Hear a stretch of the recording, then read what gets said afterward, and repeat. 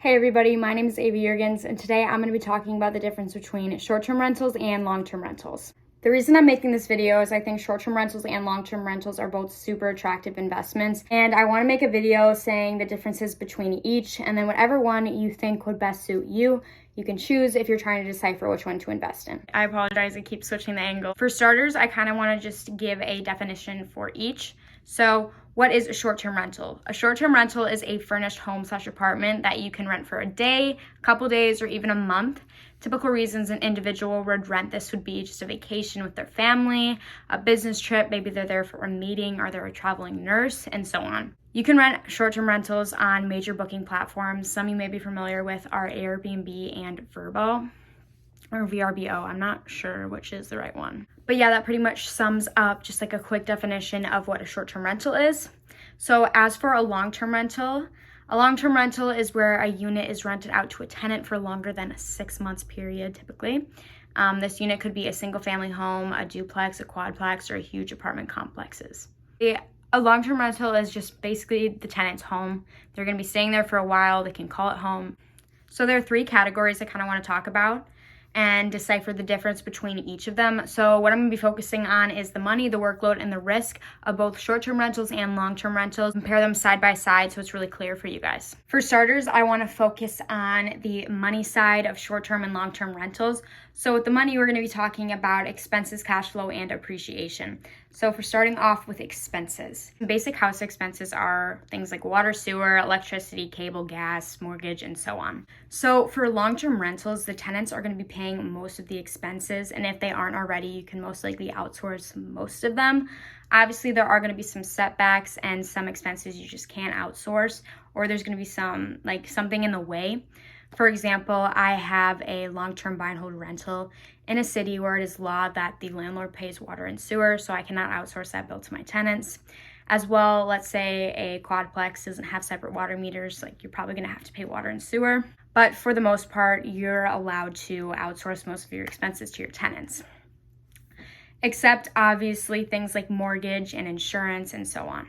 And later on for short-term rentals, we're gonna be talking about furnishing them for your tenants. The thing with long-term rentals and an expense you don't have to worry about is, providing them furniture. Also, some landlords provide amenities like stove, washer, dryer, and things like that. You can provide those. Some landlords do and some landlords don't. It just really depends on what you want to do. You can raise the rent if you provide those, but ultimately you do not have to provide that expense. Okay, now for short-term rental expenses. With a short-term rental, you pretty much have to pay everything like water, sewer, electricity, cable, gas, and so on. And then obviously like the mortgage and insurance and so on. And then yes, obviously you have to pay for your obvious expenses, but you're also gonna have to be paying for a housekeeper and then stock items like toilet paper, laundry detergent, paper towels, and so on. These are just additional expenses that you don't have to have with a long-term rental. And then not to mention short-term rentals are furnished and they have things like, couches, coffee tables, utensils, pots, pans, TVs, amenities, and it's your responsibility to make this short-term rental feel like a home to your tenants. So yes, paintings on the wall and all that good stuff. But yeah, there are a lot more upfront costs that come with a short-term rental. So now moving on to the cash flow side of money. So if you're unfamiliar with the term cash flow, it's essentially the rent minus all your expenses.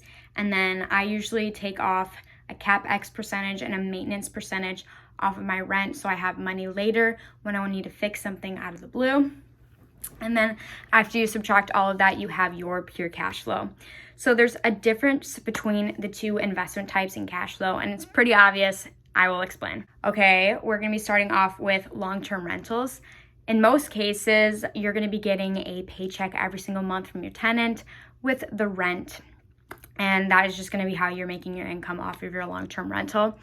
Now, sometimes landlords and tenants have an agreement where the tenant might be paying upfront for 12 months and just give all the money then and there.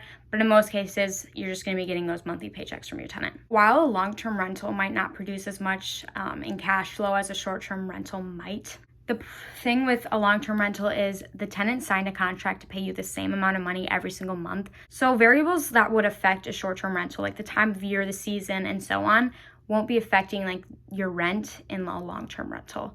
So again, no matter the time of year, it won't affect your cash flow. You'll always be getting the same amount of rent, whether it's summer or winter, and so on. That was kind of confusing, so I really hope that made sense, what I just said. But one of the downsides of a long-term rental is this. Like, let's say for 1 month, your long-term rental is not rented. It can seriously hurt you if you depend on your rent to pay expenses like the mortgage. All right, now we're gonna be talking about short-term rentals and the cash flow side of it. So as I mentioned earlier, short-term rentals can be rented by the night or even a couple of days or even the week. Since they can be rented per night, they will be producing a significant amount more cash flow than a long-term rental. If your short-term rental is in a great market, it can get $100 a night, like pretty easily. But again, don't be fooled. Just because it can make more money does not mean it will. Factors like the market, reviews, quality, and so on can lead to your short-term rental not getting rented, and you can lose a lot of money. But that is only if you do not do your research up front. And then again, with a short-term rental, some months will be doing better than others. For example, in a popular family vacation market, summer months will most likely produce the most cash flow during the year since kids are off of school and it's traveling season. And then last but not least, I wanted to briefly talk about appreciation and the difference between the two. So let's say a short-term rental and a long-term rental were in the same market and they're both single-family homes, relatively the same size, same bed and bath. They're pretty much going to appreciate the same. It doesn't matter if it's a short-term rental or a long-term rental. They're just going to appreciate the same. They're both houses at heart, so no worries about appreciation here.